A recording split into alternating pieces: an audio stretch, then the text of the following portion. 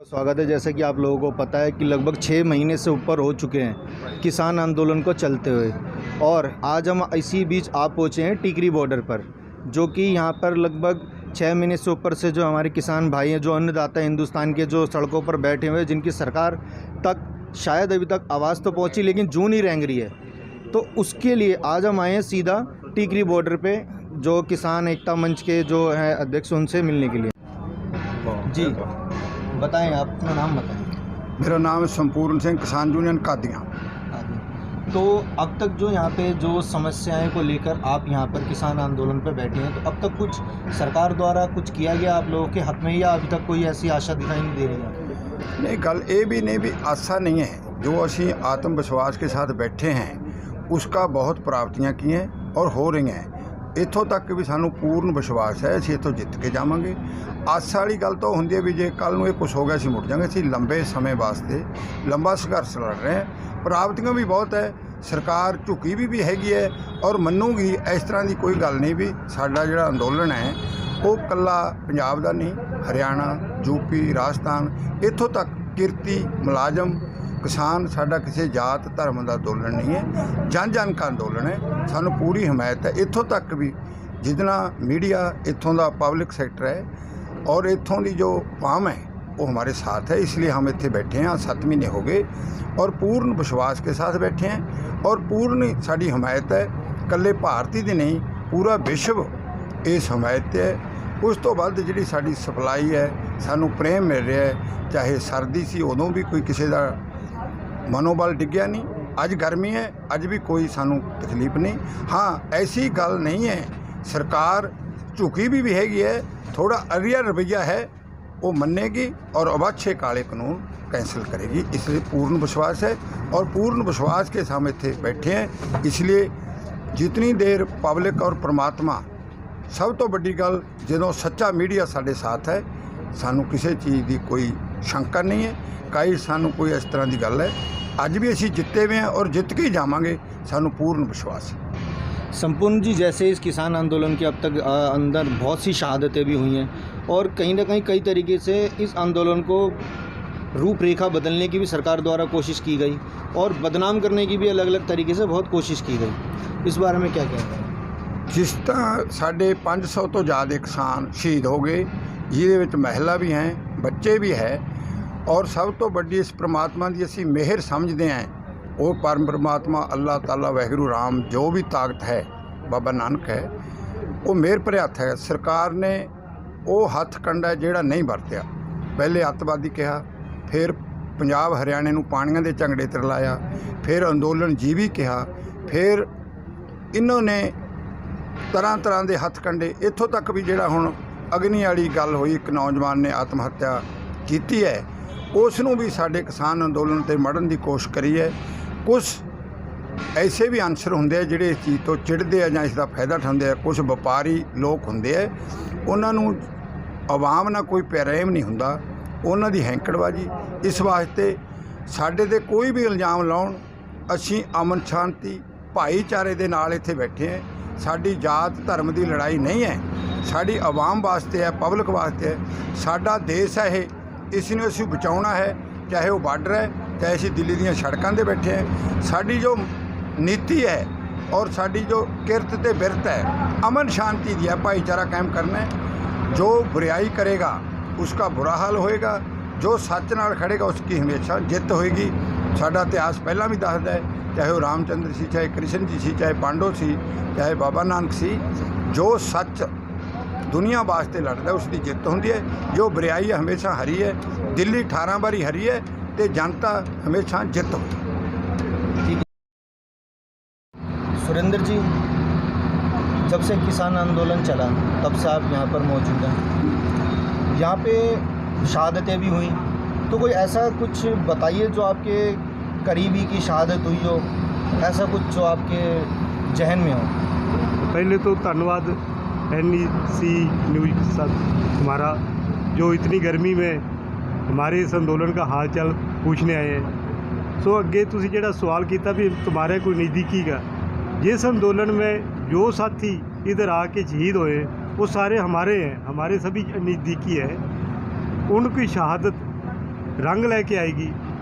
आज़ादी के बाद ये पहला इतना बड़ा अंदोलन है, जन अंदोलन, ਜਿਹੜੀ ਸਰਕਾਰ को ਅਸੀਂ लोकतंत्र ढंग ਦੇ ਨਾਲ ਉਹਨਾਂ ਨੂੰ प्रधान मंत्री बनाया और उन्होंने अपने अवाम की बात करनी थी, पर उनकी अवाम की बात करने की बजाय उन्हों का जो हमारे कुछ बचा है उसको छीनने के लिए वो कानून पर कानून बनाता जा रहा है। इस वास्ते इस जिहड़ी दिल्ली की 4 चपेरे उसी घेरी बैठे हैं, Tikri border, Singhu border, Ghazipur border, so सभी लोग जो ये किसान आंदोलन जो चल रहा है, एक कला किसान आंदोलन का मतलब लड़ाई नहीं है, ये तो किसान आंदोलन के हिस्से आई है, पर लड़ाई पूरी लुकाई की है। इसलिए ये उदों तक लड़ते रहेंगे चाहे जितनी मर्जी होर साडी शहादतें चली जाएँ, या जिस तरह पहले 7 महीने होने वाले इस आंदोलन को, और दिन ब दिन कोई ना कोई इस आंदोलन को फेल करने वास्ते सरकार की एजेंसियां और सरकार ने पूरा जोर लगा रखा है।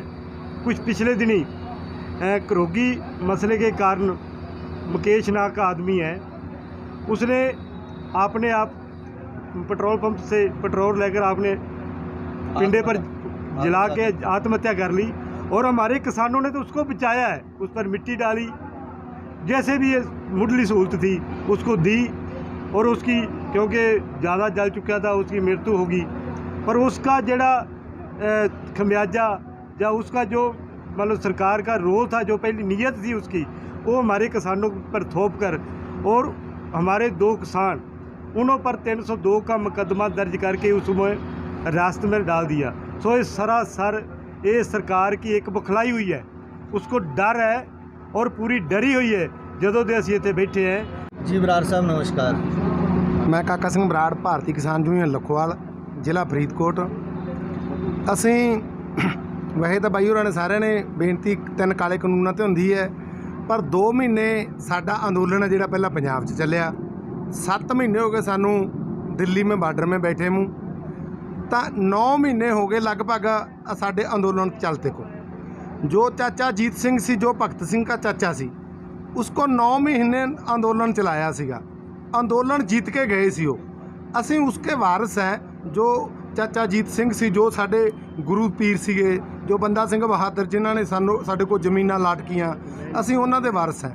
असी ये कानून है जेड़े वापस करवा के जाएंगे, उतना चिर जाएंगे नहीं जितना चिर मोदी सरकार मर्जी बिठा ले। सब तो पहले तो होना आएगा 2022 में पहले महीने में, दूसरे महीने में चुनाव आएगा। 3-4 स्टेटों में लगभग कठाई है, यूपी, पंजाब, हिमाचल और भी एक। तब पहला तो सबक सिखाएंगे 2022 में पहले चुनाव में। जे तो उस तो पहले रद्द कर देते तो ठीक है, नहीं उसमें ये सरकारों का पूरा सारी स्टेटों में असी जुलूस कढ़ेंगे। किसी सरकार मतलब स्टेट में सरकार नहीं बन देंगे इन्हां दी, तो पहले तो ये भजाएंगे।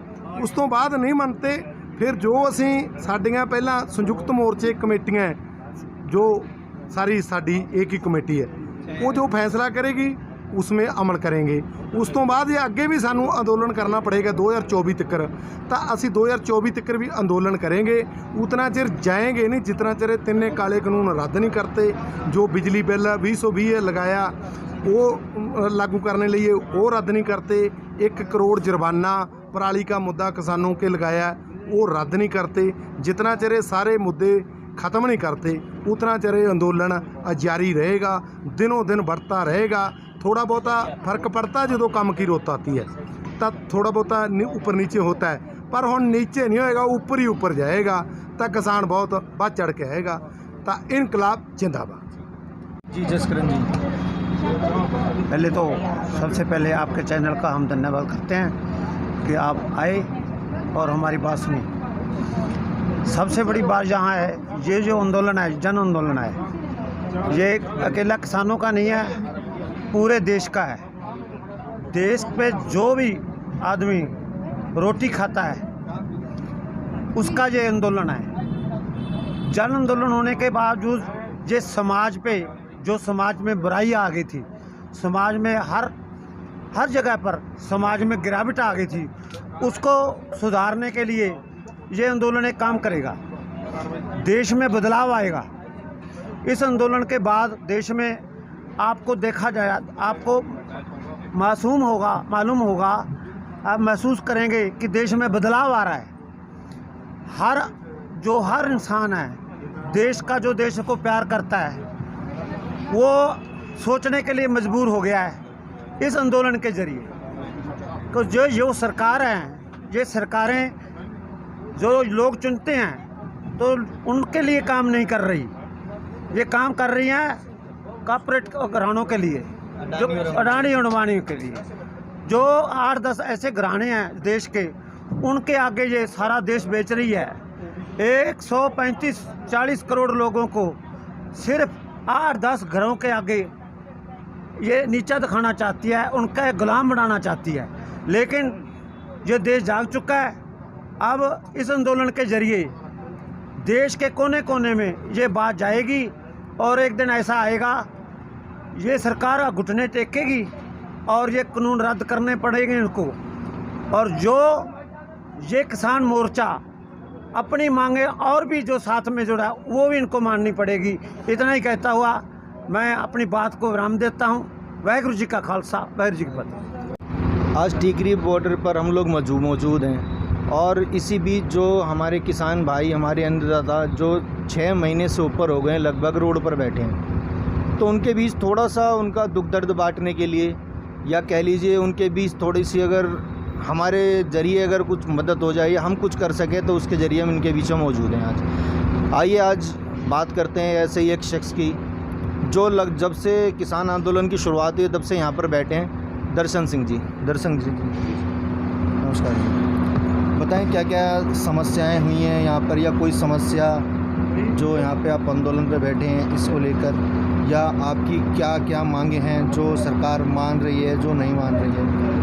देखो, जो साडा एम हैगा साडे संयुक्त मोर्चे का, गाजीपुर बार्डर है, ਸਿੰਘੂ बार्डर है, टिकरी वजह और भी बार्डर हैं, जो किसान है, जो साडी जनता है, एक ही एम है सभी का कि 3 जो कानून है, खेती विरोधी कानून है, वो रद्द होने चाहिए हैं। और सानू किसानां नू जिनसां दे लाहेवंद भाव ने जो मुनाफा आधारित MSP के थ्रू उन्होंने गारंटी दे के मिलने चाहिए। ये साडा आदेश है, निशाना है। ਉਹਦੇ ਲਈ ਸਾਡਾ ਪ੍ਰਾਪਤੀ ਲਈ ਸਾਡਾ कि सारे लोगों को, प्रशासन को भी जागरूक करना है, असीं किसानों को भी, शहरियों को भी, व्यापारियों को भी, सभी को इसके प्रति जागरूक करके इसको रद्द कराना है ताकि सभी का भला हो। साडा शांतमयी रास्ता है इसको प्राप्त करने के लिए, या वोटां के थ्रू, वोटां दे विच जो साडी बात नहीं मानेगा उसके वोट के ऊपर असीं असर डालेंगे।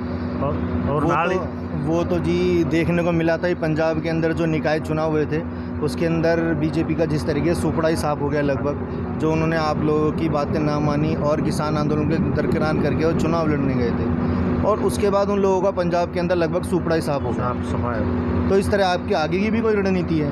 आगे की भी साड़ी यही है, क्योंकि मानता प्राप्त तरीका है जो संविधानक तरीका वोट का, वोट के थ्रू भी असी जो साड़ी बात नहीं मानेगा उसको हराएंगे और असी आपदे कानूनों रद्द कराने वास्ते जित प्राप्त करेंगे।